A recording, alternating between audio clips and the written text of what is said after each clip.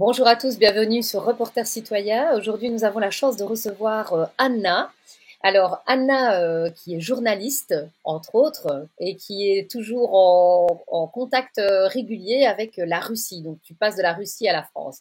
Alors, aujourd'hui, nous allons aborder une autre vision de la Russie, avec beaucoup plus la vision des Russes et pas des Européens, pour avoir un autre son de cloche qui est tout aussi intéressant. Donc, on va aborder un thème de manière générale et puis on approfondira au fur et à mesure. Et si ça se met, on aura peut-être l'opportunité de faire plusieurs émissions ensemble. Donc, bienvenue à toi, Anna, sur Reporter Citoyen. Bonsoir.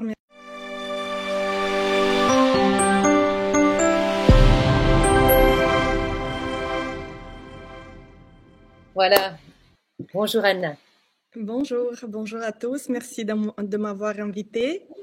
Donc, je vais me présenter d'abord. Je m'appelle Anna Lebedeva, je suis russe, née à Kostroma en Russie. Voilà, donc ma passion envers les langues depuis petite m'a fait voyager et notamment aussi découvrir la France. Et donc, j'ai fait mes études à l'université pédagogique à Kostroma, les études de français. Ensuite, j'ai fait mes études en France aussi, les études d'italien. Donc voilà, aujourd'hui, je suis professeure et traductrice de français, russe, italien. Et concernant le côté, concernant ma position politique et sociale, il y a à peu près 14 ans, j'ai commencé à m'intéresser à tout ce qui se passe dans le monde parce que je voyais qu'il y a des choses qui ne vont pas.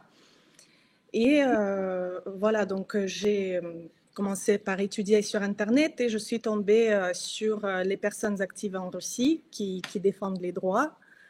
Et donc j'ai compris que c'est quelque chose qui m'intéresse beaucoup et j'ai envie aussi de participer et de m'investir aussi pour changer quelque chose vers le mieux.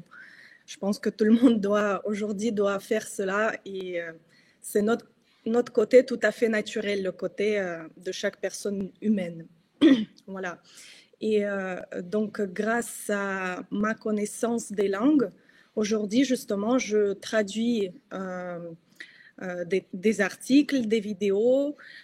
J'ai mon canal Russie, la voix de la population, où je dévoile justement les mensonges, surtout sur la Russie, parce que justement, quand j'ai vu cette propagande dans je pense partout en Europe, pas seulement dans le milieu francophone, que voilà, d'un côté on a un sauveur Trump et de l'autre côté on a un sauveur Poutine. Et nous, en tant qu'activistes en Russie, en tant que personnes qui se battent pour les droits, qui dévoilent justement l'arrivée du nouvel ordre mondial dans notre pays, en Russie, et connaissant très bien les lois, sachant ce qui se passe, à quel niveau est la politique aujourd'hui en Russie, pour moi, c'est tout à fait évident que c'est une propagande pour que les gens croient en quelqu'un qui va venir les sauver et eux, ils peuvent rester sans rien faire, comme ça, attendre le sauveur. Voilà, c'est bien sûr que nous savons qu'aujourd'hui, nous sommes dirigés par des personnes, pour dire court, malhonnêtes, et certains pensent que ça se passe seulement à l'Occident, mais c'est pas du tout comme ça. Je peux dire que cette politique du nouvel ordre mondial, du contrôle total, de la numérisation, est mise en place et est en train de se mettre en place partout dans le monde, surtout dans les pays importants. Et la Russie n'est pas une exception. Je vous parlerai bien sûr plus en détail aujourd'hui et peut-être au fur et à mesure dans d'autres émissions. Je vais dire tout de suite que peut-être ça peut désespérer, mais c'est un pas très important pour les personnes qui sont encore dans ces illusions. Et ceux qui nous dirigent nous mettent consciemment dans ces illusions pour que nous soyons dans cette tromperie, dans dans l'attente, en fait, dans l'attente que quelque chose va changer, que quelqu'un va faire ça à notre place. Mais en réalité, euh, euh, il ne faut pas avoir peur, il ne faut pas se dire que finalement, il n'y a aucun espoir, en fait, ils sont tous corrompus, ils sont tous dans le même plan. Justement, il faut d'abord bien comprendre que c'est ça et commencer à agir nous-mêmes. Et je peux vous dire qu'on a toujours de l'espoir et on a toujours la solution. Et nous, en tant que mouvement qui est très actif en Russie et qui a vécu pas mal de choses, on a pas mal d'expérience dans cette lutte pour les droits. On a participé à toutes sortes d'élections. On s'est battu contre la pandémie et bien avant. On s'est battu contre les bases OTAN en Russie. Il y avait un décret que Poutine a signé avec l'OTAN, encore en 2004, si je ne me trompe pas. On s'est battu contre toutes sortes de cartes numériques électroniques qu'ils voulaient introduire en Russie encore en 2014. Cette carte devait comporter, devait inclure tous vos documents, passeport, permis de conduire, et, votre carte bancaire et tout ça juste avec un code. Et ensuite, par la suite, je pense que ce serait juste un QR code ou la biométrie. Voilà. Donc, on s'est battu contre toutes cette chose dans notre pays et pas seulement. Et on a vu que si la population se lève, ils freinent, au moins ils freinent, voire ils annulent pour l'instant leur projet. Voilà, donc bien sûr que la solution, il y a toujours, il faut tout simplement avoir une idéologie, bien sûr, et être unis, ce qui n'est pas facile, je le sais. Surtout à l'heure Malheureusement. actuelle, hein, c'est vrai que pour le moment, on est tellement certains sont tellement dans le désespoir qu'ils sont amenés à ne plus savoir quoi faire. Alors bon, ici, donc tu es libre de tes propos, on est libre tous de nos propos. Je dis que Reporter Citoyen donne toujours la parole à tout le monde parce que je ne veux pas rentrer dans le système d'être comme dans des médias mainstream où on ne donne que la parole d'un côté. Et je trouve que c'est intéressant d'avoir une autre vision des choses. Maintenant, en gardant toujours cette souplesse, etc. Comme je dis, il y a toujours un droit de réponse chez Reporter Citoyen et on en a discuté ensemble d'ailleurs que c'était tout à fait possible effectivement de faire même une émission avec une personne qui pourrait ne pas être d'accord ou avoir une vision différente. Mais c'est important d'avoir ta vision des choses pour pouvoir remettre l'église au milieu du village. Alors on parle d'identité numérique qui est de plus en plus présente à gauche et à droite. Cette identité numérique, si on la voit dans le système du nouvel ordre mondial, évidemment, va avoir une incidence qui peut être délétère pour nous. Et comme je dis toujours, il y a toujours cette deux faces à une pièce. Donc je reste toujours, moi, tu sais bien, j'observe, je prends de la hauteur comme je t'ai expliqué en off, j'essaie de prendre de la hauteur et de voir tout ce qui se passe. Si ça se met dans la matière, ben voilà, c'est fait. Je veux dire, et s'il y a des choses qui se passent bien, j'aime bien de les dire. S'il y a des choses qui se passent pas bien, il faut pouvoir les dire aussi, même si c'est inconfortable pour nous et même si ça ne va pas dans un biais de confirmation. Parce que l'idée aussi, c'est de garder son discernement quoi qu'il arrive. Et je pense que les gens ont tendance à toujours attendre sauveur. Donc, soit ils sont dans un camp, soit ils sont dans l'autre, mais il faudrait peut-être vérifier s'il n'y a pas un peu middle et qu'il faut garder jusqu'au bout, comme je dis, sa manière de penser, de réfléchir en étant conscient de tout ce qui est autour de nous. C'est ça que j'étais très ravie que tu acceptes de venir sur l'émission. Donc je te laisse continuer. Oui, justement, je pense que pendant plusieurs émissions, on parlera des différents sujets, notamment aussi des peurs, parce que c'est l'émotion plus importante par laquelle on nous manipule. Et non seulement on parlera du caractère en général, parce qu'il y a de la peur, il y a l'égoïsme, il y a l'orgueil, il y a plein de choses qui nous empêchent justement de nous unir. Et pourquoi notre mouvement, d'ailleurs notre mouvement, il existe depuis plus de 20 ans. Je ne dis pas pour l'instant le nom parce que c'est compliqué, j'expliquerai plus tard. Mais justement, pourquoi on arrive à rester unis? Parce qu'on est quand même présent dans presque toutes les régions de la Russie, qui sont aujourd'hui 89. Donc, on existe depuis tant d'années parce qu'on a justement une idéologie qui est basée sur le travail avec le caractère.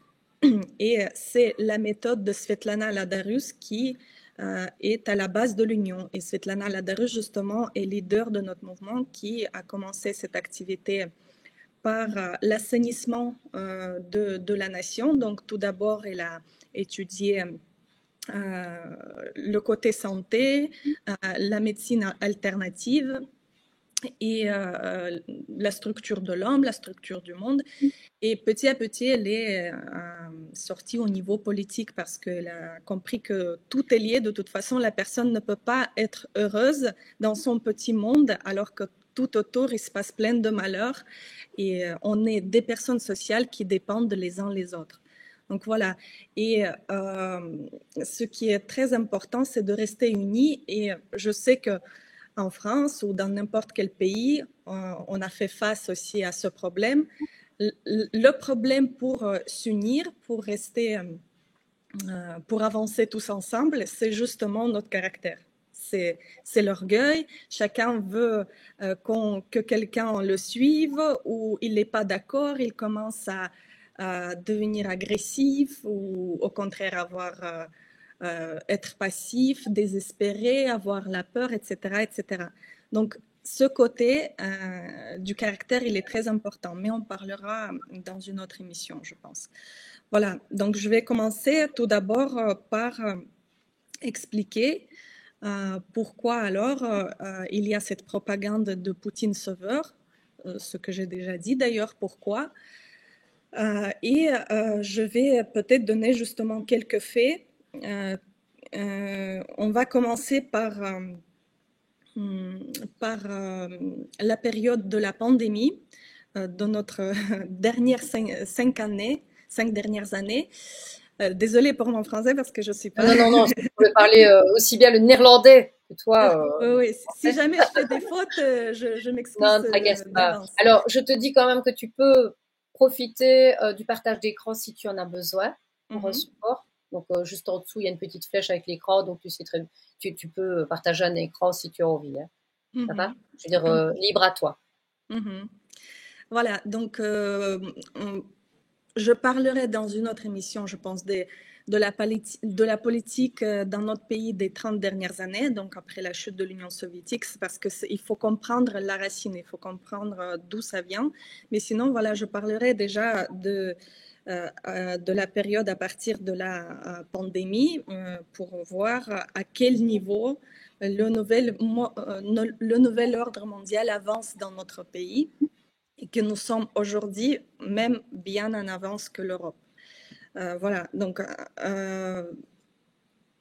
pendant la pandémie, il y a aussi une certaine propagande comme quoi en Russie, il n'y avait pas de passe sanitaire, il n'y avait pas d'injection forcée.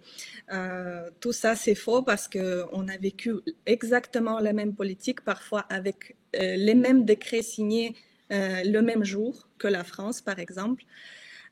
Et seulement, ça a moins bien marché en Russie parce qu'on a une mentalité différente. Mhm. On a quelqu'un qui n'a pas confiance en gouvernement, justement parce qu'on a une vie assez difficile. Les salaires qui sont assez bas, les prix qui augmentent tout le temps. Donc, les conditions de vie assez difficiles nous rendent non,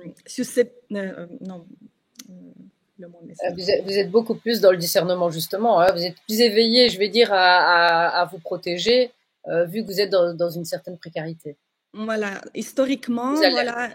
historiquement, voilà, on reste dans le soupçon, qu'est-ce qu'ils vont nous faire comme cadeau cette fois-ci. Voilà. Et puis, bien sûr que ce côté de la dégradation en Russie, il a commencé plus tard qu'en Europe, par exemple. il nous reste encore, je comprends les Français qui font cette propagande pour dire qu'en Russie, la vie est meilleure et tout ça, plus de liberté. J'avoue qu'aujourd'hui, c'est encore le cas. On a gardé un peu plus de valeurs morales et éthiques, mais qui sont en train de se faire détruire aussi. Ça ne veut pas dire que la Russie est dans un état parfait à ce niveau-là. On nous fait baisser au niveau de valeur tous les jours. Et il semble qu'il y a une certaine liberté, je pense plus à l'étendue du territoire, que voilà, tu peux te cacher quelque part dans un village et personne ne te touchera. Mais en fait, ils vont d'abord s'occuper des villes et ensuite ils vont s'occuper de ceux qui se cachent, de toute façon. On n'a pas le choix, on doit combattre. Donc, pendant la pandémie, il y avait la même politique en Russie qui a commencé par le confinement aussi depuis le début avril, mais qui a duré seulement 2 mois. Pourquoi? Parce que ça sentait la révolution. Tout simplement, ils ne pouvaient pas continuer, les autorités ne pouvaient pas continuer à le faire parce que la population, déjà, ne comprenait pas pourquoi on doit rester enfermé, pourquoi on ne doit pas travailler. Et si en France, par exemple, il y avait les aides, il y avait le chômage partiel, en Russie, il y avait 0 aide. Si les entrepreneurs, par exemple, restaient confinés, ils avaient les crédits liés à leurs petites entreprises, les salaires à payer à leurs salariés et les loyers à payer. Comment ils pouvaient faire? Ils ne pouvaient pas. C'est les premiers qui ont commencé à sortir dans les rues au début juin. Et bien sûr que ça pouvait pas continuer comme ça. Et puis, les masques aussi, par exemple. Les masques, bon, ça a duré maximum 1 mois en Russie. Je peux dire que peut-être 80% ont mis les masques, mais vous savez très bien qu'il n'y avait aucune logique avec tout ça. Les gens pouvaient... par exemple, il n'y avait aucun contrôle dans les bus en Russie, donc les gens pouvaient rester sans masque dans les bus comme des sardines. Mais si tu rentrais sur le territoire du magasin, tu étais obligé d'avoir le masque. Donc, ce manque de logique, pour nous, dans la mentalité russe, pourquoi on doit obéir à quelque chose qui n'est pas logique? Voilà, donc on ne va pas tout simplement le faire. Et les gens se prenaient des amendes. Ma mère, personnellement, s'est pris des amendes. Moi, j'ai failli avoir l'amende 2 ou 3 fois. Et bon, grâce à mon caractère, j'ai réussi à l'éviter. Mais voilà, pour dire que tout se passait de la même façon. Et nous, notre mouvement, on a compris tout de suite ce qui se passe parce qu'on dévoilait le nouvel ordre mondial depuis plusieurs années, bien avant la pandémie. On savait que tout ça, le contrôle total va s'installer, mais on ne savait pas que ça se passera à travers la médecine. Et depuis le début, les médecins actifs, indépendants, se sont réunis. La première conférence a eu lieu déjà en avril ou même fin mars 2020. Et ils ont créé l'association indépendante des médecins. Et du coup, voilà, ils ont fait plusieurs conférences où ils ont parlé justement que tout ça mène, vous allez voir, ils vont forcer à vous faire injecter. Ils vont toutes ces choses qu'ils disent qu'il faut suivre les restrictions comme les masques, la distance et tout ça, ça n'a aucune logique médicale. C'est strictement les mesures politiques. Bon, on sait tout ça.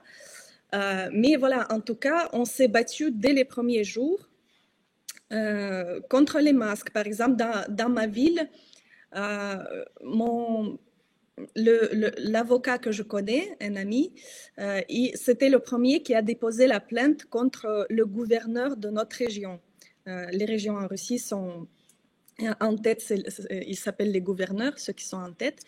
Et voilà, donc parce que ça se passait, je sais qu'en France c'était de la même façon, le président et le gouvernement ont délégué tout ce qui concerne les restrictions aux provinces. voilà, aux gouverneurs. Ouais. Voilà, les gouverneurs donc, ont signé les décrets sur les masques, etc. Et c'est comme ça que ça se passait. Donc, il a déposé la plainte contre le gouverneur que voilà, les masques, ça n'a pas de logique et ça prive le peuple des libertés. Voilà, c'est contre la Constitution et tout ça. Voilà, donc les gens en fait essayaient de s'unir et de se battre contre les restrictions, contre les injections forcées. Moi, dans ma ville, à Kostroma, on a commencé, moi, ma mère, mon frère, on était trois, mais petit à petit, quand on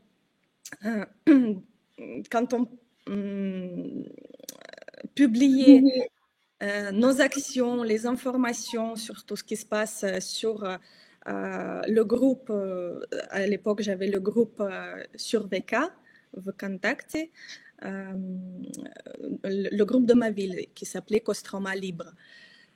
Voilà, les gens, petit à petit, ils cherchaient les informations, ils tombaient dessus et on faisait connaissance. Donc, on grandissait comme mouvement dans notre région.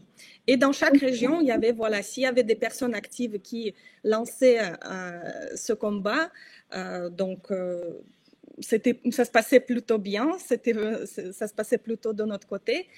Mais dans certaines régions, les personnes étaient moins actives et on voyait très bien que dans ces régions-là qui ne sont pas actives, les restrictions sont beaucoup plus dures. Donc voilà. Mais est-ce qu'on peut dire que les médecins russes avaient tendance à moins se laisser faire que les médecins européens? Est-ce qu'ils ont moins de contraintes au niveau, est-ce qu'on leur met moins de contraintes au départ pour que vos médecins se réveillent aussi vite? Parce que nous, on a quand même eu qu'un tout petit pourcentage des médecins qui se sont réveillés, puisque bon, dans les études, on leur apprend à obéir et on leur apprend à donner certains types de médicaments. Mais, je veux dire, il y a de moins en moins de médecins qui sont je dirais, libres de décider de leur traitement. On a l'impression qu'il y a toujours des protocoles qui doivent suivre. Est-ce qu'en Russie, on est déjà un peu plus large? Parce que bon, moi, je connais la Russie avec beaucoup de technologies d'innovation médicale qu'on ne connaît pas nécessairement en Europe. Les ondes, etc. Hein, je t'en avais parlé. Oui, je ne peux pas dire non plus que les médecins étaient nombreux dans notre pays. C'était pareil. En fait, ils essayaient d'acheter les médecins. Donc, ceux qui étaient dans les zones rouges et qui étaient liés aux infectés Covid étaient d'un coup super bien payés, alors que avant le Covid, leur salaire était, on va dire, 200-300 euros. Et d'un coup, ça a augmenté à 2000 euros. Donc voilà, il y en avait qui comprenaient des choses, mais qui ont choisi l'argent. Et il y en avait qui ne pouvaient pas accepter cela. Par exemple, mon frère, il a une amie qui travaillait dans la zone rouge à Kostroma. Et dès les premiers jours, elle a dit, il dit, je ne sais pas quoi faire parce que, bon, je suis bien payée, mais les médicaments que je donne, et on suivait le protocole de l'OMS en Russie pendant le Covid. Elle dit, les médicaments que je donne, ce sont des doses mortelles. Je dois suivre ces protocoles. C'est des médicaments qui ne te guérissent pas. Ce sont des doses mortelles. Voilà. En tout cas, c'est ça. Et puis, bon, il y en avait qui se sont réveillés. S'il y a la différence entre la France et la Russie, oui, on a encore cette culture de l'Union soviétique où les médecins étaient libres, justement. Ils étaient les vrais médecins qui ont choisi ce métier par passion, par envie d'aider les gens. Et depuis la chute de l'Union soviétique, donc aujourd'hui, on suit les protocoles de l'OMS, mais vu que cette génération qui a encore fait les études à la base de l'Union soviétique, de l'enseignement de cette base, ne sont pas d'accord avec ce qui se passe aujourd'hui dans le domaine de la médecine, évidemment. Et bon, pendant la pandémie, de la médecine, je pense qu'on parlera à part aussi. parce que oui, c'est aussi un grand sujet. Je vous conseille d'ailleurs de regarder mon canal sur Telegram qui s'appelle Russie, la voix de la population, où je parle de enfin, de différents domaines dans notre pays, et notamment de la médecine. Si vous voulez avoir plus de preuves, plus d'interviews, je traduis les vidéos, les articles, etc. Voilà, donc on continue sur la pandémie. Donc évidemment, en 2021, ils ont introduit les injections forcées, mais bon, c'était bien sûr très malin, comme partout. Il disait, donc déjà, c'était dans la possession des gouverneurs des régions, et puis pour que les gens aillent se faire injecter, les gouverneurs déléguaient ça aux directeurs des entreprises. Et en fait, Ça.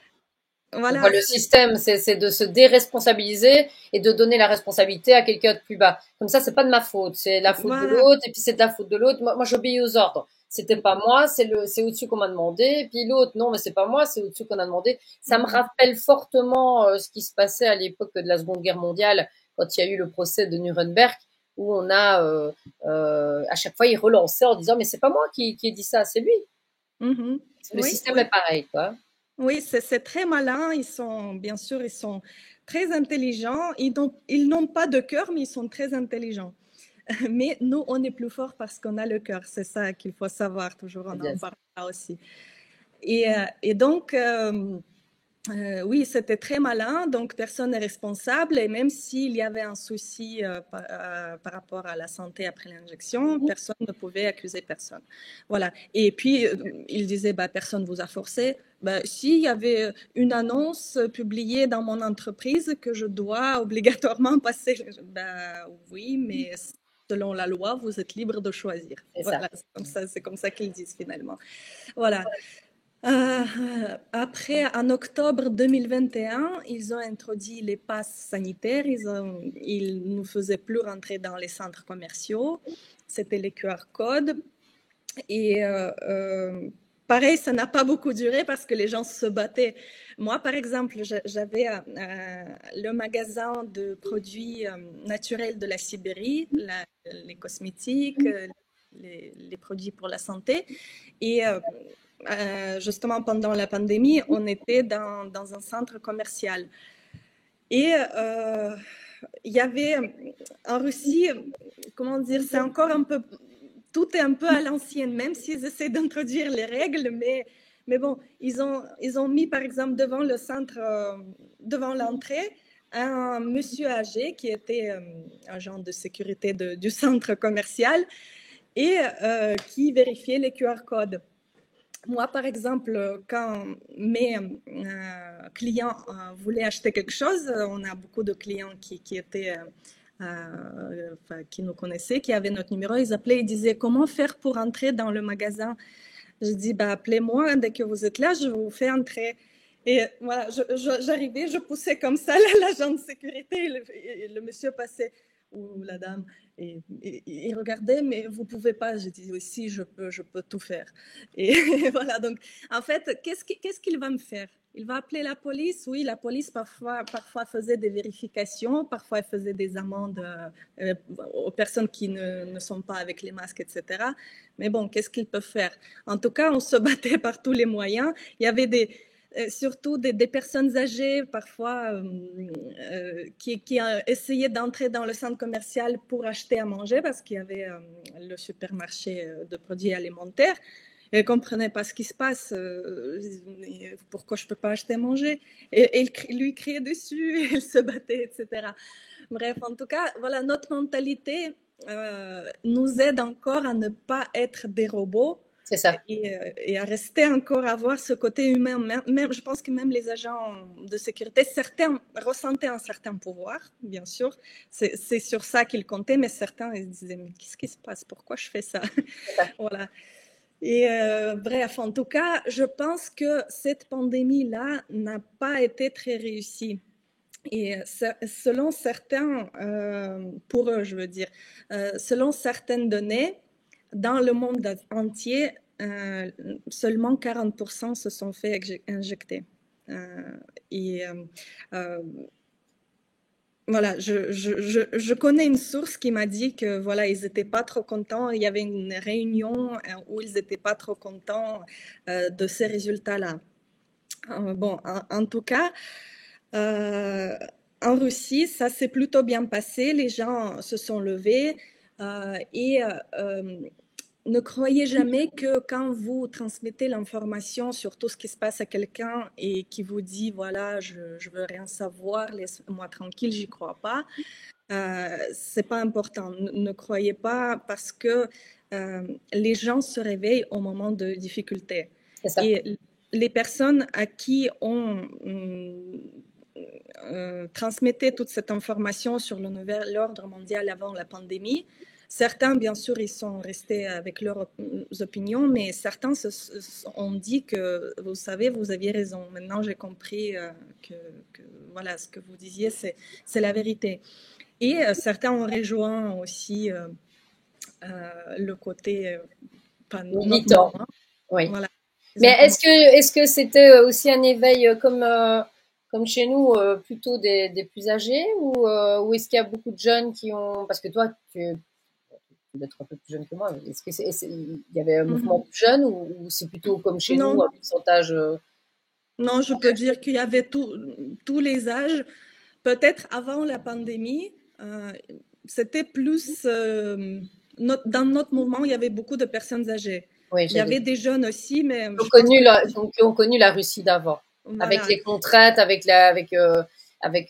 comme tu disais, ce manque de confiance et qui leur a permis de garder le cap, d'être toujours alerte. Oui. Après, voilà, pendant la pandémie, il y avait quand même aussi des jeunes, mais bon, qui ont plus mon âge, 30, 40 ans. Les jeunes de 20 ans, non, pas beaucoup. Aujourd'hui, ouais, c'est malheureusement, ils ont tellement lavé le cerveau à la jeunesse et ils visent surtout la jeunesse parce qu'ils savent qu'un jour on va partir, mais on a encore le temps et on a encore toutes les forces pour changer les choses. On y croit, on y avance. Et bon, donc, après la pandémie, comme le plan A n'a pas trop marché comme ils voulaient, ils ont lancé le plan B, donc l'opération spéciale en Ukraine. On se souvient très bien comment ça se passait. D'un coup, la pandémie s'est arrêtée. Il n'y avait plus la maladie super dangereuse, mais voilà, il y a la guerre qui a commencé. Et donc, c'était le plan B. Et avec... Mais qui existait déjà, cette guerre-là, de toute manière, puisque bon, elle existe depuis 2012. Enfin, je veux dire, il y avait déjà des problèmes au niveau du Donbass depuis plus ou moins 2012. Donc, on a relancé, je veux dire, la publicité et on a mis le paquet à partir de ce moment-là. Oui, oui. Oui, la confrontation existe depuis 2013-2014. Oui. Mais ils n'ont pas réussi non plus à cette époque-là à faire la confrontation comme elle est aujourd'hui, par exemple. Là, en 2022, avec une certaine propagande, avec encore une fois le lavage de cerveau et cette haine qui se faisait monter en Ukraine contre tout ce qui est russe. Et nous, de notre côté, voilà, de notre côté en Russie, il y avait la propagande comme quoi il y a plein de nazis en Ukraine et ils sont contre les Russes. De leur côté, voilà, c'était le contraire. Il faut virer tous les Russes, etc. Et évidemment que le peuple n'a rien, on n'a rien les uns contre les autres. Et de plus, on a tous de la famille, les Russes en Ukraine et les Ukrainiens en Russie. On est tous liés par la même histoire, la même culture, etc. Donc, les gens, même aujourd'hui, je rencontre parfois les Ukrainiens en Europe. On parle russe, on n'a rien contre les uns contre les autres. Voilà, tout ça, bien sûr, c'est fait par les médias et par une certaine partie de la population qui a cru, comme ça se passe avec tout. Et du coup, voilà, avec la guerre, c'est devenu beaucoup plus difficile. Les gens ont eu peur. Il y a eu tout de suite la mobilisation forcée.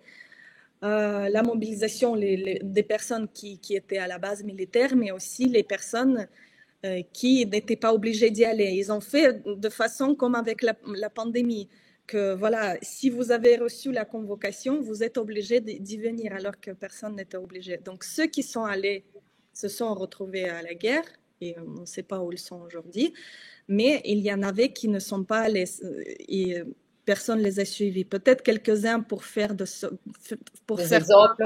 Oui. Voilà, comme exemple, comme quoi si vous n'y allez pas, vous allez être poursuivi. Mais en fait, je connais plusieurs personnes qui ne sont pas allées tout simplement et personne ne les a persécutées. Voilà. Et donc avec la guerre, tout de suite, il y a eu plein de nouvelles lois qui nous fermaient la bouche. Donc on ne pouvait plus rien dire, on ne pouvait pas être pour la paix, imaginez-vous. À quel point il faut, je ne sais pas. Ça, c'est des propagandes médiatiques où on vous demande de prendre parti pour la Russie, c'est tout. Oui.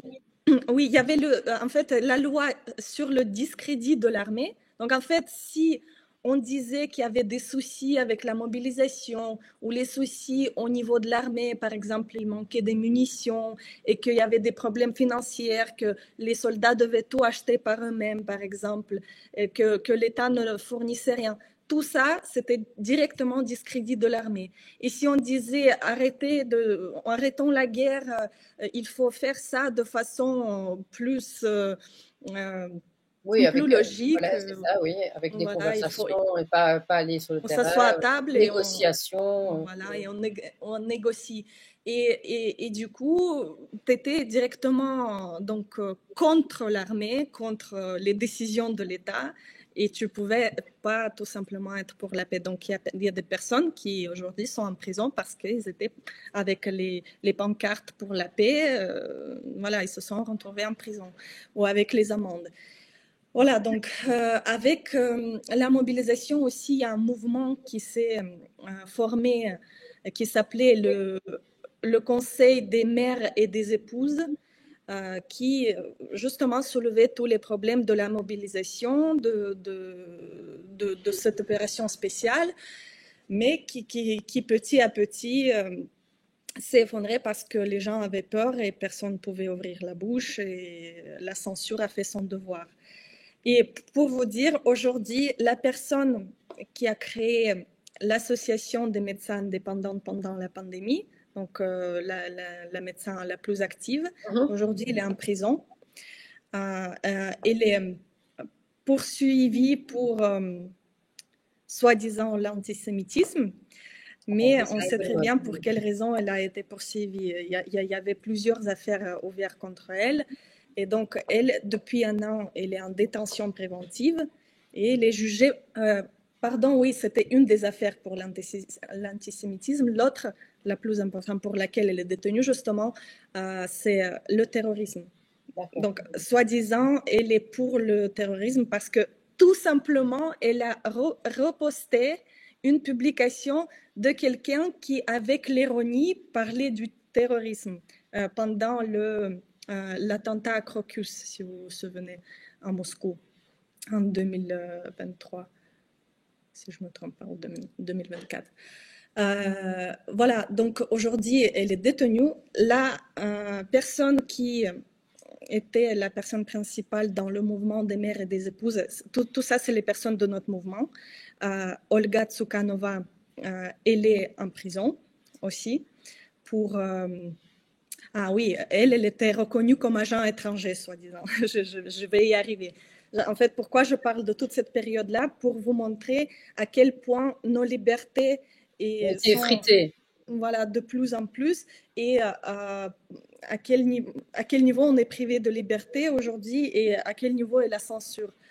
Donc, en fait, depuis 2023, en 2022, ils ont signé la loi sur les agents étrangers et ils ont commencé à mettre dans cette liste toutes les personnes qui disent la vérité, en fait. Alors, les personnes qui sont dans notre mouvement, autres personnes, journalistes, influenceurs, qui dévoilent des mensonges, etc. Ils sont tous aujourd'hui dans cette liste. Il y a plus de 1000 personnes aujourd'hui.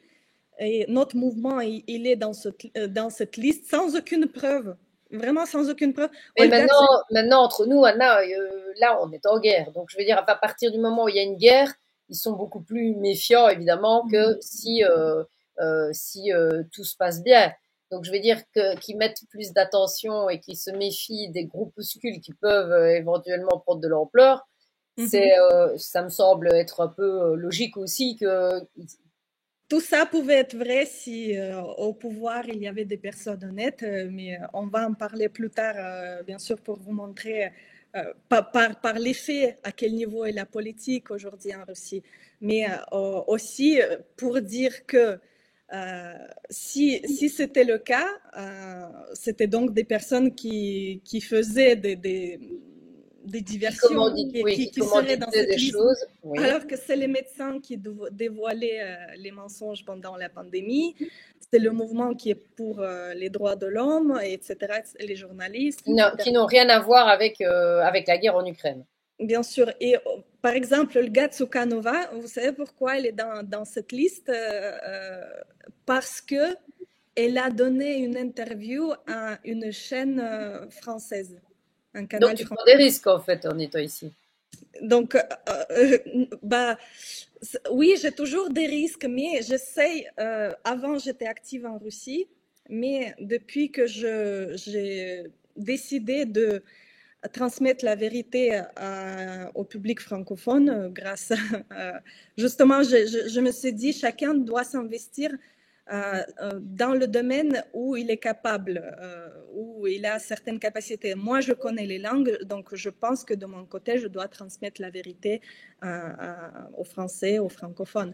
Voilà, donc depuis que j'ai décidé de faire ça, je ne suis plus active en Russie parce que oui, là, ça peut être dangereux. Et du coup, donc juste voilà, pour une interview, qui l'a contacté, même pas elle l'a contacté, elle était en train de déposer avec les autres personnes une plainte à Saint-Pétersbourg devant l'établissement.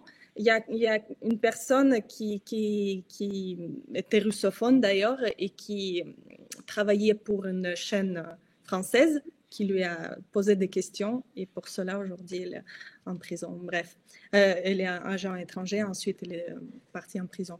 Voilà, donc ensuite, pour dire où nous sommes aujourd'hui avec le contrôle total. Donc aujourd'hui, je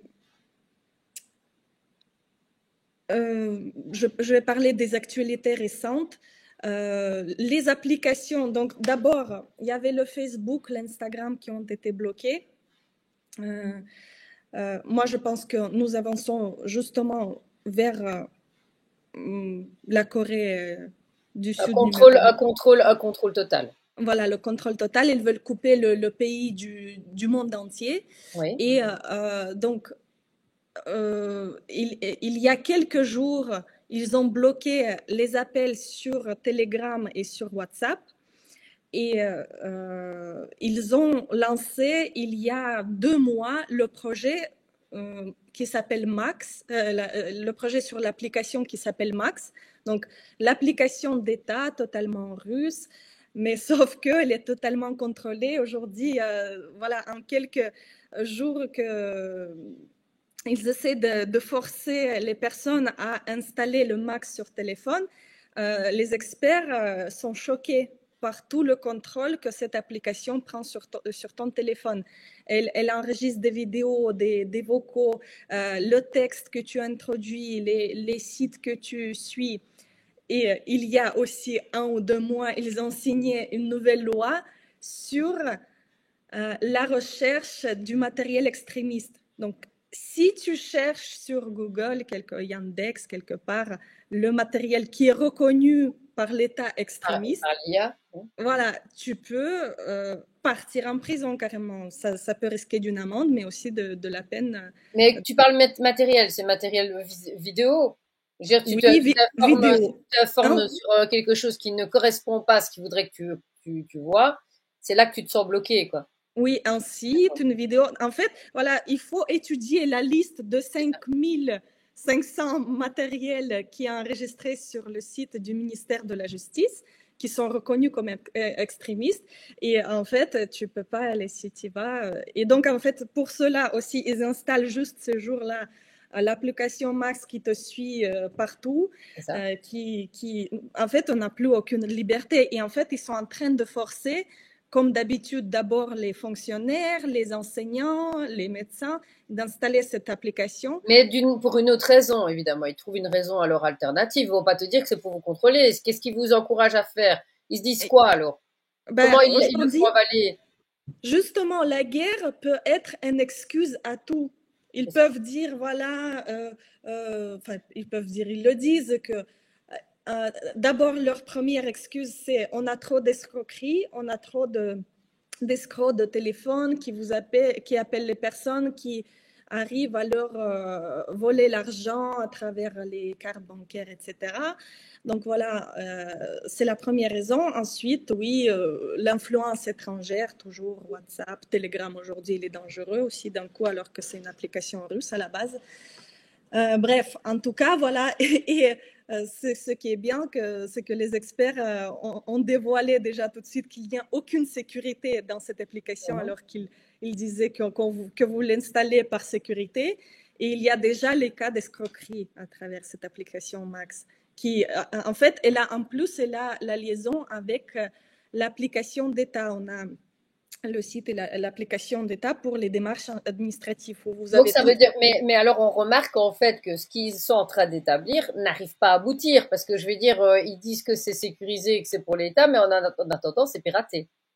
Oui, mais grâce aux personnes qui ne dorment pas, Oui, justement. oui, tout à fait. Bon, Nous, ça, on en on a en parle. Europe aussi, hein, je veux dire, oui. Oui, il faut jamais rester silencieux, il faut en parler. Et voilà, on voit que des personnes qui ne s'intéressaient pas du tout, ils se disent, mais non, je ne veux pas installer cette application-là. Pourquoi en plus on me force à le faire? Voilà. Bon, en tout cas, voilà, pour vous dire qu'aujourd'hui, on est bien en avance avec plein de caméras, évidemment, la biométrie qui se fait installer. On est en avance avec la monnaie CBDC, le rouble CBDC. Pareil, il y a eu une grande protestation au mois de février 2025 parce que depuis janvier 2025, ils ont commencé à dire qu'à partir de juin ou à partir du mois d'août de cette année, ils vont tester déjà le rouble CBDC sur les aides sociales. Bien sûr, ils commencent par le plus malin, comme d'habitude. Les gens ne vont pas refuser d'avoir les aides sociales à cause du rouble numérique, la plupart de la population en tout cas.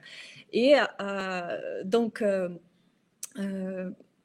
la loi sur la monnaie CBDC, sur le rouble CBDC a été signée déjà en 2023.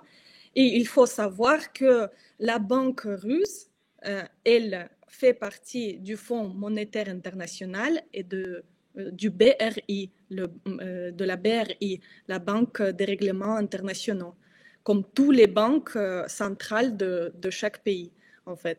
Voilà. Et dans la loi russe, on se soumet aux ordres du Fonds monétaire et puis à la BRI. La BRI. En fait, voilà. Alors, mais ça ne te fait pas penser. Alors, je fais l'avocat du diable, hein, toujours. Hein, c'est pour ça qu'il faudra qu'on approfondisse chaque sujet. C'est ça qui est important, hein, parce que j'essaie quand même d'être la plus logique possible. Moi, ça me fait un peu penser aussi à ce qu'on établit, qu'on parle d'établir Nezara et Gézara. Je ne connais pas. Cette fameuse, donc on va passer par de la monnaie évidemment numérique, mais comme je dis, il y a toujours un pendant positif et négatif, il faut faire toujours attention. Mais on parle d'une monnaie qui serait basée avec donc le système de blockchain, c'est-à-dire un système qui serait sécurisé par le plus grand nombre qui utiliserait, sécurise par lui-même la blockchain. Donc un petit peu le système qu'ils veulent mettre en place également pour pouvoir voter et que ça soit, je vais dire, plus protégé, que les données restent protégées. Donc c'est là aussi que je me dis, il faut toujours. Donc j'essaie de voir. Hein, est-ce que on ne parle pas justement de ce fameux Nezara Gézara qui est de rendre la monnaie, donc la monnaie serait vraiment pour tout le monde, mais je veux dire la direction serait à titre local. Donc la monnaie serait plutôt mondiale, mais que les autorités seraient plutôt locales. Tu veux dire qu'ils essayent de Ils veulent protéger? une monnaie qui puisse être pour tout le monde, mais par contre qu'au niveau de l'autorité, ce serait des autorités plutôt à titre local, c'est-à-dire revenir à des petites entités. Chaque pays va pouvoir gérer son entité Mhm. et Tu que veux ce dire et que c'est qu'ils veulent. séparé. Monnaie et État vont être quand même séparés, mais ils utilisent une même monnaie pour pouvoir faire des échanges. Oui, mais sachant qui nous dirige, tu crois Je sais ils pas. font ça Voilà. C'est pour parce la que tu sais population? bien qu'il y a la théorie de l'alliance, hein, tu le sais bien, on en parle, on en a déjà parlé aussi, la théorie de l'alliance, de Q, etc. Donc il y a ce côté, à la fois c'est très très ressemblant parce que autant ça peut ressembler très fort à l'ordre mondial, et d'un autre côté il y a cette idée aussi que l'alliance serait au pouvoir et que l'alliance, je te dis ça, comme je t'ai dit, hein, moi j'observe, je pose des questions, je me pose des questions, j'essaye de réfléchir, d'être dans le discernement. Est-ce qu'il n'y a pas, parce que c'est concomitant avec certaines choses qui sont en train de se passer un peu à gauche et à droite. Alors, soit globalement, ils nous mettent la main dessus, ou soit globalement, ils sont en train de refaire un gros nettoyage et ils sont en train de rétablir que les choses soient plus transparentes. Mhm.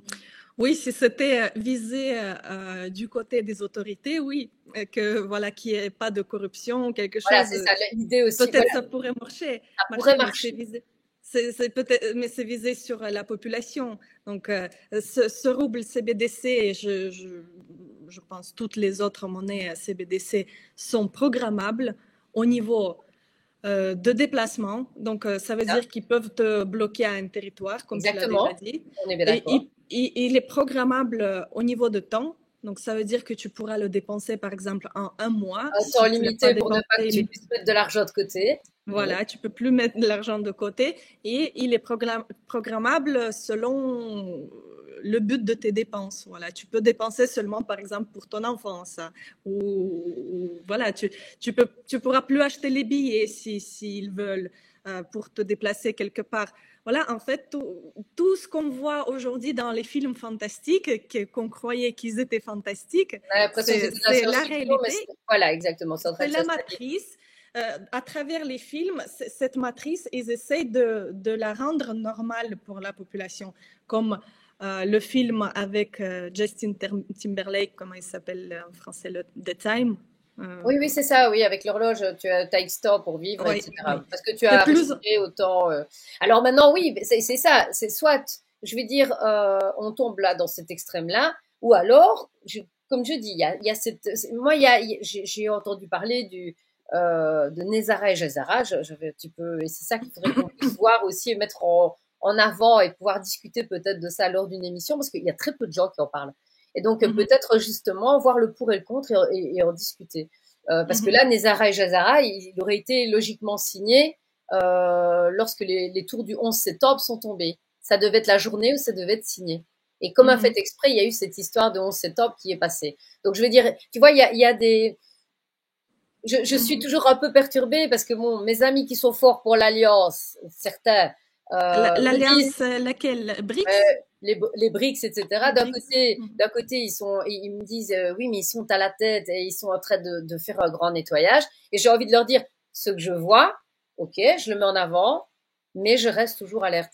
C'est pour ça que je dis, mhm, même toi, j'ai envie aussi de te donner la parole parce que je veux dire, entre les deux, je ne saurais pas te dire parce que moi-même, mhm, je ne me positionne pas, mais j'aime mhm, voir cette réflexion et je me dis que c'est une possibilité d'avoir une émission où on peut avoir une personne qui est entre guillemets pour, l'autre qui est contre, et de pouvoir avoir un débat, parce que c'est mhm. là que ça devient constructif. Les Oui, gens, en oui, fait, bien sûr. soit ils font une propagande d'un côté, une propagande de l'autre, et au final, on est toujours dans le même schmilblick, qu'on n'avance pas et qu'on est Mhm, toujours à se poser des mhm, questions. Qu'ici, mhm, c'est bien. Je trouve qu'on met déjà ce premier pas en avant, c'est d'avoir la version qui est différente, mhm, qu'on n'a jamais l'habitude d'entendre, en fait, finalement. mhm. Oui, oui, les BRICS, c'est aussi une telle propagande. En fait, ils ont besoin toujours de donner du choix aux gens. En fait, il y a un choix A et un choix B. Voilà. Mais la sortie, en fait, c'est la troisième voie qui est cachée. C'est Voilà. ça. Et là, ils essaient de faire cette confrontation. Pendant les élections de toutes sortes aussi, c'est pareil. Il y a toujours deux leaders qui se battent, voilà, qui sont là, et nous devons choisir alors que la solution, elle est cachée. Et là, c'est pareil, les Donc, BRICS, en fait, c'est de mettre en avant vraiment deux choses très importantes pour qu'en fait, on ne réfléchisse pas à ce qui est à côté et qui peut être la voie justement de la salvatrice, quoi. Celle qui nous permet de nous sauver. oui, la troisième voie, c'est notre union populaire d'en bas. Il n'y a pas de sauveur en haut. Tout ça, c'est les mêmes politiciens avec les mêmes buts, la même politique, qui sont tous liés entre eux. La main des banquiers, pour dire tout simple, des banquiers mondiaux, ils ont mis la main partout dans tous les pays, et en Russie aussi. Rien que la preuve que la banque de Russie, la banque centrale, elle appartient en fait à une personne inconnue, parce qu'après la chute de l'Union soviétique, ce n'est plus la banque d'État, mais c'est une banque privée. Et d'après toute logique des choses, c'est Rockefeller qui s'est emparé de notre banque, parce qu'il y a beaucoup d'événements qui ont précédé que la banque soit privée, et qu'il venait régulièrement depuis les années 70 en Russie pour se renseigner, pour essayer de travailler dans cette direction. On en parlera ici une autre fois. Et donc, aujourd'hui, on n'est pas du tout indépendant, et la politique dans le pays, elle montre aussi ça. On connaît qu'il y a aussi, par exemple, le problème de migrants en Europe, qu'on essaie aussi de remplacer la population blanche par, voilà, par Les métis. migrants. Oui, en Russie, c'est la même politique. Les gens croient qu'en Russie, c'est pas ça, mais oui, c'est ça.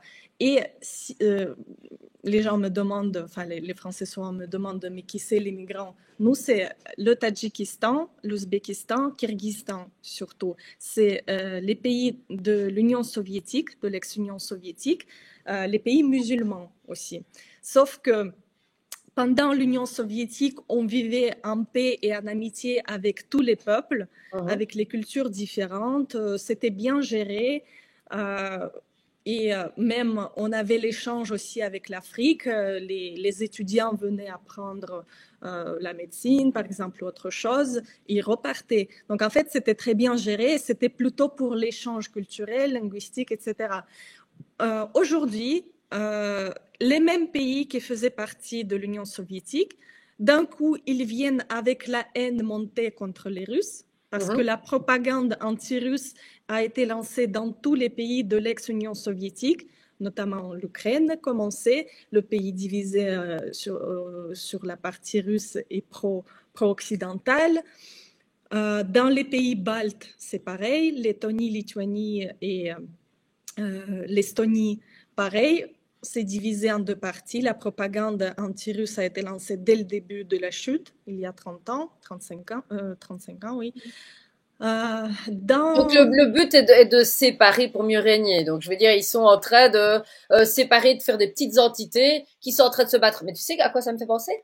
C'est aussi ce fameux esprit wokiste, hein, où on met toutes les minorités, on les met en avant, et que maintenant on a retourné les valeurs, et que toute cette il y a une propagande minoritaire à chaque fois contre la majorité. Et je dirais, et c'est comme ça, il y a toujours des conflits quel qu'il soit. Tu peux regarder à droite, on combat quelque chose, tu regardes à gauche, on combat autre chose, tu regardes de l'autre côté, il y a encore autre chose. Et en fait, on est tellement bombardé de conflits, mais sur plein d'idées, hein, qu'en fait, on nous distrait. J'ai envie de le dire, hein, parce que j'ai écouté une émission hier, c'était pareil. Je disais, on nous distrait de l'essentiel qui est en fait nous. En nous faisant croire que c'est de la faute d'un tel, qu'un autre va nous sauver, que ceci va s'arriver à l'extérieur, mais qu'en fait, au final, on ne met pas l'accent sur qui nous sommes. Oui, oui, bien sûr, le travail est fait par les psychologues de Tavistock qui ont bien étudié chaque nation, et dans chaque nation, il y a les particularités. Ils jouent sur ces particularités. Toujours. Alors, bon, bien rappeler à nos auditeurs que l'Institut Tavistock a été responsable du projet CMK Ultra, entre autres. Hein. C'est tout ce qui est ingénierie sociale, où on apprend comment manipuler les masses. Donc, pour Oui. ceux qui s'intéressent, c'est aller voir éventuellement Mhm. où ils ont fait des tests à grande échelle sur des populations en les maltraitant, en allant très très loin dans leur manipulation. C'était d'ordre psychologique, mais physique, etc., hein. Les armes électromagnétiques, et ils ont fait tout. Hein, donc, Mhm. merci, c'est pour reprendre. Donc, effectivement, il y a tout un système qui s'est mis en place, une ingénierie sociale qui fonctionne, Carretch, hein, qui fonctionne super bien, pour diviser vraiment la population, pour que surtout elle soit distraite de ce qu'elle peut faire à son échelle. Mhm. Oui, et dans leur but, c'est de tenir toujours la population dans le stress constant, dans le stress par les conflits militaires, par les pandémies, par l'augmentation des prix, etc., etc. On voit tous les jours. Aujourd'hui, on n'arrive pas à suivre l'actualité. Je veux publier une chose. À autre chose qui arrive. Voilà. Si Exactement. aujourd'hui je ne l'ai pas publié, demain c'est encore 3, 5 choses importantes qui arrivent. En fait, on n'arrive vraiment pas à suivre l'actualité. Et voilà, le but c'est de tenir les gens dans le stress pour qu'ils pensent plus à rien, justement, comme tu as dit, qu'ils ne se posent pas la question qui nous sommes et pourquoi nous sommes là et comment en fait combattre, comment gagner cette guerre, alors qu'on a toutes les capacités. Eux, ils n'ont pas d'âme, ils n'ont pas de cœur, ils n'ont pas d'amour. Et ils sont intelligents, oui, mais nous sommes beaucoup plus forts parce que nous sommes humains. L'intelligence du cœur. Nous essayons au moins de garder nos valeurs morales et éthiques, le cœur, l'amour, même si c'est perdu. Beaucoup dans la société, c'est beaucoup perdu, mais nous sommes tout à fait capables de retrouver tout ça à l'intérieur de nous. Il faut que chacun fasse ce travail avec soi-même. Comme on dit, pour changer le monde, il faut d'abord commencer par soi-même. Et il faut aussi qu'on soit unis, parce que si on fait ça chacun de notre côté, un par un, c'est encore une fois divisé pour régner, on n'y arrivera pas. J'aimerais Eux, bien rebondir sur ce que tu dis justement, hein. Donc, quand tu dis qu'on nous maintient dans cette peur et dans ces informations constantes tout le temps qui nous mettent à mal, que nous sommes en insécurité sans arrêt, en fait, ça fait monter le cortisol. Et le cortisol, c'est ce qui nous fait nous dégénérer, hein. Je veux dire, mhm, quand on parle de retrouver son âme d'enfant, c'est justement de ne pas être dans le cortisol, c'est d'être dans l'instant présent, c'est d'être dans certains mécanismes qui doivent fonctionner, et ces 4 protéines qui doivent fonctionner pour le bien-être du corps, et eux nous maintiennent dans une des protéines qui est très très nocive, puisque mhm, c'est produit par c'est une glande qui produit ce cortisol pour être tout le temps en état de alerte, alerte, alerte rouge, alerte rouge. Mais alors que tu n'es pas dans le présent, tu es toujours dans le futur, d'anticiper, tout le temps d'être dans l'anticipation, alors qu'en fait, on oublie que c'est dans l'instant présent qu'on peut changer les choses. C'est pas mhm, dans le futur, c'est pas. mhm. Oui, oui, et c'est le plus important. Euh, ils, Leur réussite, c'est surtout de nous faire croire que nous sommes petits, qu'on peut rien et que rien dépend de nous. Tout ça c'est fait artificiellement. Eux, ils se sont gonflés comme quoi ils ont tout le pouvoir, tout l'argent du monde et que c'est que l'argent qui décide tout. Et alors ils sont vraiment petits, ils sont juste très ambitieux, ils avancent vers leur but froidement et ils sont unis aussi dans leur projet. Mais ils sont, même en étant unis, ils sont beaucoup plus faibles que nous. Si nous, nous arrivons à nous unir avec nos capacités, avec notre énergie psychique, avec notre volonté de L'attention qu'on émet aussi. voilà, l'intention positive, on est beaucoup plus fort. Et eux, ils le savent très bien. Rien que 10 personnes unies, c'est une force énorme. Alors imaginez 100 000 personnes. Et en réalité, il y avait même une expérience. Euh, je pense que peut-être beaucoup ont entendu parler de ça. Pendant la guerre, si je ne me trompe pas, en Irak, euh, il y avait une expérience faite dans un côté, dans un endroit sur la terre. Voilà, les gens méditaient. Ils essayaient de remonter l'amour à l'intérieur d'eux, de ressentir la paix, etc. Donc voilà, pendant un certain moment, ils sont restés dans cette méditation. Et une personne comme ça a été placée, envoyée en pleine guerre, en plein conflit, là où il y a justement les combats, et les combats s'arrêtaient. Oui, Donc, j'avais entendu parler de voilà, cette rien activité. qu'une personne, elle peut, avec son énergie positive, d'amour, de paix, elle peut changer les choses, elle peut arrêter les conflits. Alors, imaginez-vous beaucoup de personnes. Et ces personnes-là, on dit qu'il suffit 10 000 personnes dans le monde entier pour que les choses changent. Mais il faut que ces 10 000 personnes Soit soient, avec une intention pure. voilà, avec la même intention, bien unies Alors, avec. j'ai envie de rebondir justement sur ce qui s'était passé à l'époque du confinement. Si tu te souviens, on ne pouvait pas se rassembler à plus de 6. C'est 6 ou Mhm, 6, je crois que c'est 6, c'est pas 7 à 6. mhm, Et ben, tout simplement parce qu'en fait, 6 personnes ensemble, quand elles méditent, ont un énorme pouvoir. Oui, on te voit mieux comme ça. mhm, Ont un énorme pouvoir. Donc, ils savaient très bien qu'en fait, si on se retrouvait avec des gens qui avaient la même énergie que nous et qu'on méditait, ça devenait un cercle de puissance au niveau énergétique parce on développait une intention qui était tellement forte qu'on pouvait dégommer effectivement des entités négatives. mhm, Et là, c'est marrant parce que ben, ça donne cette impression qu'en fait, ces gens sont très très bien au courant de ce qui se passe puisque pour avoir un institut Tavistock qui s'occupe de savoir comment ils peuvent manipuler les masses, c'est parce qu'ils sont conscients effectivement qu'on a des capacités. Puisque maintenant, il y a des projets qui sont aux États-Unis, comme les projets mhm, Stargate, pour nos auditeurs, ils peuvent aller voir. C'est déclassifié. Ça a été des projets qui ont été mis en place pour voir justement les capacités extraordinaires que l'humain pouvait avoir de bilocation, de coupeur de feu, d'intuition, etc. De possibilité de pouvoir communiquer sans parole. Donc on a une puissance ils sont totalement conscients. Et je crois qu'en fait les gens ne sont pas assez ouverts d'esprit de comprendre que ce n'est pas une guerre que matérielle. Il y a une guerre qui est bien plus haute. Et je suis contente qu'en fait que toi, en ayant un regard même par rapport à la Russie qui n'est pas toujours dans le même regard qu'on pourrait avoir, mais tu vois, on se rejoint là. Et c'est mhm. ça que j'ai envie de partager avec mes auditeurs, c'est que je suis pas là ici justement pour mettre en avant ce qui nous sépare. Non, non, on est en train de se dire qu'on, même si on a un regard qui regarde des choses différentes, eh ben on aboutit à la même chose. C'est que le mécanisme doit venir de l'intérieur. C'est nous qui devons changer pour pouvoir mettre en place le monde de demain. Oui, je suis tout à fait d'accord avec toi, que c'est surtout la guerre spirituelle qui est la plus essentielle aujourd'hui. Pardon. Et comme tu dis, les personnes avec les mêmes intentions, avec les mêmes états d'esprit, on se trouve partout dans le monde. Moi, je trouve ces personnes-là en Belgique, en France, et on est, en fait, on y est déjà.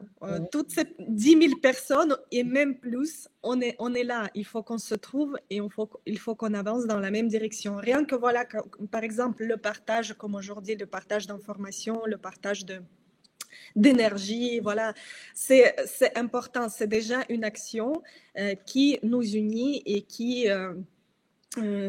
nous ouvre les yeux aussi sur certaines choses, parce que si on continue à rester dans les illusions, les Russes se trouvent dans une sorte d'illusion, les Européens, même si ils essayent de se réveiller, ils essayent de chercher la vérité, voilà, on leur donne la propagande de sauveur et ils sont encore une fois dans les illusions. Alors que justement, oui, comme on a dit déjà, il faut commencer par nous-mêmes et agir nous-mêmes. Et je peux dire, voilà, comme exemple, j'ai déjà commencé pendant la pandémie, on le ressentait très bien déjà la force de l'union, parce que une de nos actions qu'on faisait régulièrement, c'est qu'on se réunissait avec plusieurs personnes. On allait avec les caméras chez les autorités, par exemple chez notre gouverneur ou dans le département de la santé de ma région, et on le faisait aussi au niveau fédéral à Moscou avec plusieurs médecins. On est allé une fois, on était une centaine et c'était super bien. Et donc en fait, cette action-là, qu'est-ce qu'il nous donne déjà comme action? On arrive avec une plainte, par exemple, avec des signatures contre l'injection forcée ou contre les masques ou autre chose. On était aussi pour arrêter l'enseignement à distance pour les enfants parce que les enfants ne se développent pas quand c'est fait comme ça à distance. Et donc, on arrivait, on les filmait, on leur posait des questions qui les Et dérangeaient. responsabiliser. Voilà, et on leur regardait droit dans les yeux et qu'ils regardent droit dans les yeux le reste de la population à travers la caméra. Et en fait, ça réveillait super bien les gens parce qu'ils voyaient qu'ils mentent, soit les yeux qui couraient, soit ils évitaient les questions, soit ils ne savaient pas du tout répondre. Moi, une fois, j'ai parlé avec le chef du département de la santé, on leur pose, on est venu en fait pour réclamer euh, euh, l'arrêt de toutes ces restrictions, masques et confinement. Pardon. Si tu veux aller boire un petit coup, on est peut-être un peu attaqué aussi, hein, quand Non, ça va, ouais, ça va. quand ça va. C'est juste que j'ai déjà à la base, j'ai mal à la gorge. Voilà. Et du coup, je lui pose la question, alors, expliquez-nous pourquoi ces restrictions sont nécessaires dans notre région, parce que il y a pas de raison, on trouve. Donc, je dis, dites-moi d'abord quelles sont les statistiques de mortalité dans notre région du Covid. Et il dit, bah, je sais pas, j'ai pas vraiment étudié. Je dis, pardon? Autant Je de filme. mesures graves en n'ayant pas Oui. étudié Je dis, les statistiques. attendez, vous êtes en train de nous priver de liberté, mais il n'y a pas de raison en fait. Et en fait, quelles sont les statistiques des malades de Covid? Je ne sais pas. En fait, et voilà, c'était ces réponses. Je dis, alors, vous savez quoi? Si même vous, vous n'êtes pas capable de dire quelles sont les statistiques alors que vous êtes le chef du département de la santé, alors, qu'est-ce que fait toute votre équipe dans l'équipe de ceux qui adoptaient, L'attitude du gouverneur, bah oui. oui, ceux qui décidaient les restrictions, c'était l'équipe le département du transport, le département de la culture. Qu'est-ce qu'ils ont à voir Bah oui, c'est ça. avec le Covid? Voilà, et je dis, bah, écoutez, nous, on a dans notre milieu d'activistes, on a les médecins, on a les personnes actives, on a les parents qui connaissent très bien la situation dans les écoles, etc. On veut faire partie de cette équipe qui prend les mesures. Et voilà, ils disent oui, oui, écoutez, oui, on note tout ça. Voilà, en tout cas, pour vous dire qu'ils ne savaient pas répondre déjà, et ça réveillait super bien la population parce qu'ils voyaient qu'ils ne sont pas capables et qu'ils mentent. Et en plus, j'ai commencé à le dire pour montrer à quel point, en fait, euh, on, on est plus fort si on est nombreux. Parce qu'on est déjà venu, je suis venue seule chez eux ou à deux. Je peux dire que c'est pas du tout pareil. Eux, Mais non. ils essayent de te, Intimidé voilà, oui, d'avoir une de, ascendance sur de toi. dominer. Voilà, ils Exactement. essaient tout de suite de se mettre supérieur, de te dominer et d'appeler la police, de te faire peur, etc. Et quand tu viens même, voilà, je peux dire, même si vous êtes plus que trois, vous êtes une grande force. De suite, ils commencent à avoir les yeux qui courent. Oui, oui, attendez, on va vous accueillir. Ils partent, parfois ils reviennent plus. Voilà, en tout cas, pour dire que quand nous sommes unis, nous sommes une grande force. Ils ont très, très peur de la population unie. Vraiment, on l'a vu plusieurs fois. Et ils ne savent pas répondre, ils commencent à bégayer, etc. Voilà.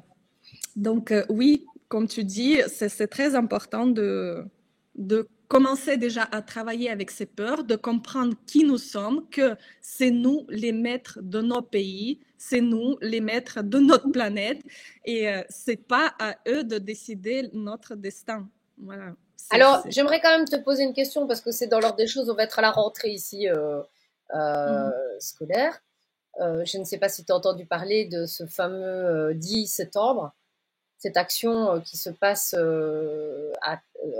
presque internationale, puisque bon, je veux dire, il y a déjà la France et la Belgique qui y participent. Qu'est-ce que tu en Mhm. penses, toi, à titre individuel, avec ton regard, avec ton expérience, Mhm. etc. J'ai pas vraiment regardé en détail cette action. J'ai vu qu'il y a une chanson jolie faite par l'intelligence artificielle et que les gens invitent à ne pas travailler ce jour-là, quelque chose comme ça, c'est ça? Euh, Entre autres. bah, C'est le boycott complet, je vais dire boycott complet. Est-ce que pour toi, ça va être quelque chose d'efficace ou est-ce que ça va être encore une raison de plus? Parce qu'on a fait beaucoup la publicité sur les médias mainstream. C'est ça qui m'inquiète. Je veux dire, je t'avoue que là, j'ai été perturbée parce que d'habitude, si tu ne veux pas faire la publicité pour quelque chose et que tu veux que ça tombe à l'eau, ben, c'est pas les mainstream qui vont en parler même en mal parce qu'ils savent très bien que quand ils en parlent en mal, ils en font la publicité.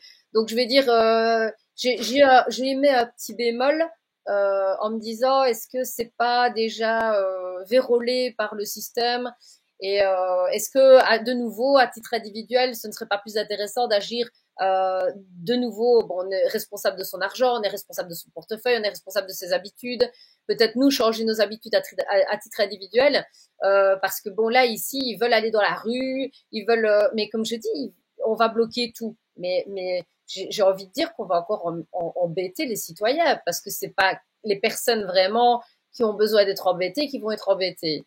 Donc je voulais avoir un peu ton regard là-dessus aussi, si mon idée était un peu dans tes idées aussi. J'ai l'impression en fait qu'on se flagelle. Tu vois, c'est comme celui qui veut la rédemption et qui se frappe là, tu sais. Ah, pardonnez-moi Seigneur, pardonnez-moi, je me frappe et je me frappe. Et j'ai l'impression en fait qu'on fait ça.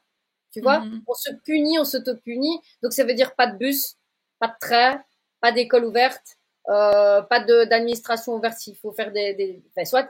Et de nouveau, c'est qui est puni? Ben, c'est pas les élus. De nouveau, c'est qui? Ben, c'est le peuple. Et de nouveau, on va dire quoi? Qu'ils sont sauvages. On va mettre des policiers qui seront peut-être pas je veux dire, des vrais policiers, on va avoir des mouvements style les black box, etc., qui seront là et qui seront infiltrés. Et puis on va se retrouver que ça va partir en cacahuète et qu'on va encore nous imposer des normes supplémentaires de ah oui, mais pour votre sécurité, on va mettre un là à 10 heures, il faudra que tout le monde aille dormir. Tu vois, donc j'ai un peu peur de ce. Alors, je me demande parfois comment on peut faire, tu vois, c'est ça que je dis. Anna, toi, comment vois-tu les choses? Est-ce qu'il faut faire une avancée, pouf, rentrer, se foncer dans l'art, ou est-ce que c'est plutôt à titre individuel qu'on va pouvoir arriver à faire quelque chose? Parce que tu dis s'unir, oui, en pensée et dans une réflexion commune. Mais est-ce qu'on est obligé d'être sur le terrain à se tenir bras dessous, bras dessus et faire blocus contre eux, ou alors, chez nous, couper notre télé, arrêter de payer nos factures, l'alimentation locale, créer des synergies entre nous, créer le monde de demain. Qu'est-ce que tu en penses? À mon avis, par rapport à cette action, c'est quelque chose d'organisé par l'État même, comme toutes les manifestations. Et oui, le but, c'est de faire souffler la population dans le sens de dire oui, je fais quelque chose de bien et après se calmer ensuite et se dire voilà, j'ai fait quelque chose. Comme toutes les manifestations, voilà, surtout les grosses manifestations, elles sont organisées dans ces buts-là. Et cette action-là, je pense, oui, c'est quelque chose d'organisé. Mais on peut, même pendant ces actions-là, on peut toujours tirer les bonnes choses pour nous, évidemment. Il faut, notre réussite sera quand on saura utiliser leurs armes aussi. Et on saura aussi détourner les choses de notre côté. Pendant La les vision de manifestations. l'aïkido, la vision de l'aïkido. Donc retourner le mouvement, tu sais, comme dans les mouvements de sport de combat où on retourne l'agression contre l'agresseur. Oui, et donc oui, pendant les manifestations, par exemple, on peut très bien prendre les contacts avec les personnes qu'il y a, voilà, et faire des choses ensemble, etc. Donc pendant cette action, peut-être il y a quelque chose d'utile, mais voilà, à la base, je pense qu'elle est organisée. Et comme tu dis, comment faire du coup? Qu'est-ce qu'on peut faire? Moi, je pense, regarde, par exemple, en Russie, on a un avantage, on n'a pas le droit de manifester. Et aujourd'hui, on pense que c'est très positif parce que déjà avant la pandémie, il y a eu certaines lois voilà, que c'était très difficile de manifester, donc on n'avait pas de manifestation déjà voilà, notre mouvement, par exemple, depuis 2016, je pense. Et pendant la pandémie, bon, on sait que c'était interdit par rapport à la maladie. Et depuis, jusqu'à maintenant, aujourd'hui, cette interdiction n'est pas levée. On n'a toujours pas le droit de manifester. Mais je pense que ça nous a servi à nous unir autrement. En cachette, voilà, c'est ça qu'il faut faire. Il faut nous unir intelligemment parce que oui, sortir dans la rue et crier, ça ne fera rien. Il faut qu'on se trouve et il faut qu'on, comme j'ai dit, il faut qu'on fasse ce travail individuel et comme tu as dit toi aussi, mais en le faisant ensemble aussi, parce qu'on peut travailler sur notre caractère, méditer, prier, voilà, faire ce travail de notre côté, mais on peut le faire aussi tous ensemble. Et euh, pour que l'union vive aussi, il faut qu'on ait un but, il faut qu'on ait une structure et il faut qu'on fasse des actions ensemble. C'est les actions qui nous tiennent unis, en fait, quand on a quelque chose en commun qu'on fait. Et par exemple, notre union, justement pendant le Covid, ça nous a permis à nous unir intelligemment et à nous structurer au niveau de domaine de la vie. Comme j'ai dit, il y avait l'association des médecins qui regroupait les médecins et qui se battait pour les droits des docteurs et des patients. Il y a toujours le comité juridique qui nous élabore des documents, qui étudie les nouvelles lois aussi pour pas qu'on tombe dessus, sur les amendes, je veux dire, et qui nous font des instructions en gros comment agir prudemment. Voilà, il y a le comité des enseignants qui regroupe leur milieu, il y a le comité des parents qui se bat pour les droits d'enfants, etc. En fait, pour te dire, c'est comme un État dans un État. C'est ça, donc créer en fait l'État à côté de l'État. Et donc, Voilà. oui, c'est sécurisant en fait pour les gens qui vont venir dans votre groupement parce qu'ils savent que c'est organisé. Alors moi, j'aurais envie de dire que l'État ici, comme tu disais, quand ils nous interdisent de faire certaines choses, ils nous obligent à nous réinventer. Ils nous obligent à nous adapter et à avoir de la résilience. Et en fait, dans un monde complètement en mutation, les personnes qui vont survivre sont celles qui vont être les plus résilientes. C'est celles qui vont pouvoir rebondir et pouvoir s'adapter au maximum pour pouvoir passer entre les mailles du filet. Donc finalement, comme je dis toujours, quand on nous injecte la maladie, on nous injecte également l'antidote. Parce que un vaccin, ça se fait avec une partie de la maladie. Donc je veux dire, ça permet de faire des anticorps et de reconnaître directement quand il y a quelque chose qui se passe, ben, d'office, tu sais, ah tiens, ça je reconnais, j'ai déjà vécu. Ah, ça on nous l'a déjà fait. On ne nous aura pas une deuxième fois. Donc c'est vraiment tenir compte de ça et de se réinventer. Je trouve que l'idée de votre organisation, donc ça veut dire qu'il y a tellement de soucis différents dans la société qu'on ne peut pas aborder tous les thèmes. Comme je dis, il y a des spécialistes de la géopolitique, il y a des spécialistes du sanitaire, il y a des spécialistes de l'enseignement, il y a des spécialistes de la culture, etc. Donc, l'idéal, c'est qu'on laisse à chacun sa spécificité, mais en sachant qu'on va vers un plan commun. On va vers un lieu commun qui est la libération. C'est ce qu'on veut. Donc, je veux dire, c'est de laisser chacun sa part de travail. Et de pouvoir avoir un organisme qui peut aussi avoir un regard holistique, bien évidemment. Il faut un médecin généraliste, quoi. Quand tu vas chez le médecin, il faut d'abord un médecin généraliste et si c'est un problème spécifique, on te redirige vers un spécialiste. Oui, bien sûr. Et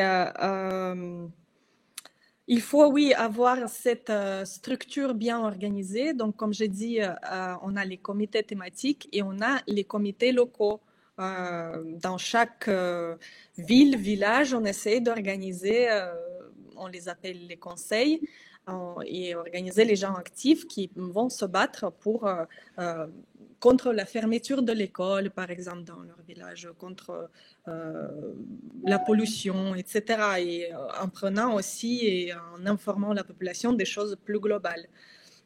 Voilà, donc ça c'est important. Et en fait, c'est cette structure mondiale, de toute façon, elle va tomber. Mais qui va arriver encore pire? Les gens qui sont déjà préparés par ce même système-là, les personnes qui sont pires ou les personnes honnêtes qui ont tout fait pour essayer de changer les choses. Voilà.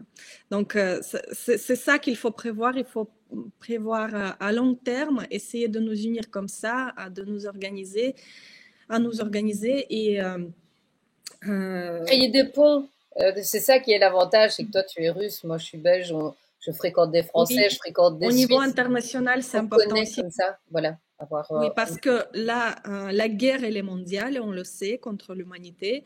Et il faut qu'on soit unis aussi au niveau international. Ça nous a bien permis aussi pendant la période de Covid d'informer notre population au moins de ce qui se passe dans les autres pays. Et quand on informait par exemple la population sur, sur le danger des injections, euh, il, il y en a qui étaient méfiants, mais quand ils ont vu que c'est exactement la même chose ailleurs, quand j'ai pris par exemple l'interview chez les spécialistes en France, en Italie, mes collègues ont pris les interviews en allemand et en anglais. Là, ça nous a bien aidé de montrer à la population qu'en fait, c'est le plan global qui est partout pareil. Donc ça, c'est très important aussi au niveau d'information. Et c'est très important qu'on se connaisse et qu'on fasse aussi des actions ensemble. On a fait plusieurs conférences avec les personnes des autres pays aussi sur le traité OMS, par exemple, sur l'enlèvement des enfants des familles. Aussi, on a fait pas mal de choses contre la guerre nucléaire, etc. Donc Voilà. ici, en fait, tu vas revenir dans la région en Belgique, pour venir faire une Oui. conférence également. Si tu Oui. dois faire passer un message, tu peux faire passer un message, moi, c'est comme tu veux. Mhm. Oui, justement, on va faire le 30 août, le 30 août, samedi, à 19 heures, une conférence sur les peurs, justement. Et on va parler des peurs en détail, qu'est-ce que c'est, comment on nous manipule, les types de peurs et qu'est-ce qu'il faut faire pour nous libérer de ces peurs, justement, comment travailler avec. C'est très important parce Donc qu'on peut... c'est axé solution. On n'est pas dans la critique, on n'est pas dans le démantèlement, on est dans axé solution. Trouver une parade et être dans la construction. C'est ce qui manque Mhm, en fait euh, pour une partie de la résistance, c'est d'être mhm, toujours dans la critique, mais il n'y a pas cette note. Il y a une solution. mhm. Elle. Parce que c'est pas facile. Oui, on comprend qu'on est dirigé par la peur, mais comment faire pour l'enlever? C'est pas comme si on disait oui, j'ai plus peur. Non, ça se passe pas comme ça. Il faut avoir une méthode, il faut avoir un plan de travail et cette conférence, justement, elle est basée sur la méthode de Svetlana Ladarus. Et je pense que pour ceux qui ne peuvent pas venir, on fera avec toi une émission. Ah oui, parce que moi je ne saurais pas être là, donc moi je veux vraiment être aussi avoir l'avantage de t'avoir sur l'émission. Et puis je sais Mhm. que c'est un cadeau qu'on offre à nos auditeurs également, c'est d'être là pour leur donner le maximum d'informations. Et sur l'autonomie, comme je dis, c'est ce côté aussi, c'est s'autonomiser. C'est le plus beau cadeau qu'on peut leur faire, c'est ne pas rester sur des informations qui soient délétères, qui restent, qui maintiennent dans la peur, parce qu'on ferait le même travail en tant que média que les médias mainstream. Ce n'est pas le but du jeu. Moi, ce que j'ai envie d'apporter à mes auditeurs, c'est une compréhension, c'est une vulgarisation parfois de certaines choses qui se passent, mais axée solution parce que ça doit être toujours positif. Toujours amener Mhm. un pendant positif à ce qu'on découvre. Parce que à chaque Mhm. pièce, évidemment, tu peux la regarder à gauche ou à droite, c'est la même pièce, mais ce n'est pas la même face. Mhm. Oui, et ce que je propose justement qu'on fasse une émission à part concernant le caractère, les émotions, la peur, et qu'on fasse une émission plus détaillée sur la politique en Russie, pourquoi Poutine n'est pas un sauveur, parce qu'aujourd'hui on a parlé vraiment très En global. généraux. Voilà, et j'ai envie quand même de donner des statistiques, des faits, des chiffres pour que les gens comprennent, parce que ça, c'est le premier pas. Le premier pas, c'est de réaliser ce qui va pas, de sortir des illusions. Et la deuxième, enfin, le deuxième pas, c'est qu'est-ce qu'on fait? Oui, je propose même faire 3 émissions. Qu'est-ce qu'on fait? Je peux parler plus des actions physiques, je veux dire, basées sur l'expérience de notre mouvement. Je parlerai plus de notre mouvement, qui nous sommes, comment ça s'est développé avec les années, qu'est-ce qu'on a fait, qu'est-ce qui marche et qu'est-ce qui marche pas dans ce combat. Et je pense que ce partage, il est très important parce que souvent, les gens ils disent, mais qu'est-ce qu'on peut faire? Qu'est-ce qu'on doit faire en fait? Et si on s'unit, qu'est-ce qu'on fait? Voilà. Donc, et la 3e émission, oui, sur le côté psychologique, spirituel, voilà, les peurs et Parce autres que choses. tout ne fait partie que d'un ensemble.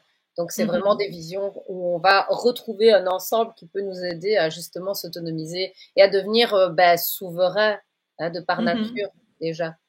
Donc, Bien voilà. sûr. Bah, Oui. écoute, Anna, je te remercie. C'était une super chouette émission, une très très belle rencontre aussi. Comme je dis, j'ai pas très souvent des dames qui viennent sur l'émission et ça me fait vraiment plaisir de te recevoir et d'en faire quelques-unes avec toi. Tu es toujours la bienvenue. Alors, je rappelle à nos auditeurs qui peuvent éventuellement aussi poser leurs questions s'ils veulent. Donc, pour nous contacter, il y a notre adresse mail reportercitoyenbelge@proton.me. Vous pouvez également ne manquer aucune de nos interventions puisque nous sommes aussi bien sur Facebook, sur YouTube et j'essaie de partager parfois sur VK, mais comme on est tout seul, hein, tu sais, on est très seul ici pour le moment avec Reporters Citoyens. Je rappelle qu'il faut vraiment que ceux qui ont envie de travailler avec nous, ils sont les bienvenus parce que c'est une plateforme qui est dédiée vraiment aux citoyens, donc à pouvoir partager avec d'autres pour faire des émissions. Et puis, vous savez que les médias indépendants ont besoin de votre aide. Avant, je vous ai pas le demandé, mais il faut quand même vous dire qu'il y a du travail derrière tout ça, des heures de rendez-vous, des heures de recherche, etc. Donc, n'hésitez pas à nous soutenir également au niveau de notre travail. On a besoin de votre aide. Et alors, si ce n'est pas dans vos moyens, vous savez que vous pouvez toujours faire quelque chose parce que nous sommes tous des petits colibris. Donc, c'est l'idée, c'est de partager l'information, de relayer dans vos groupes, etc. Donc voilà. Écoute, moi je suis ravie d'avoir fait ta connaissance, Anna. À très vite pour une nouvelle Merci à émission. toi, Anne. Merci encore une fois pour ton accueil et vraiment, je suis vraiment ravie de partager toutes mes connaissances avec vos auditeurs. Et comme je dis, entre-temps, avant notre prochaine émission, je vous invite à regarder aussi, à étudier mon canal Russie, la voix de la population sur Exactement. Telegram, où vous pouvez trouver justement toutes les preuves avec les chiffres, avec les statistiques et tout ça. Voilà. Un tout grand Merci merci, encore. Anna. Merci beaucoup et à très vite alors. Oui, à très vite.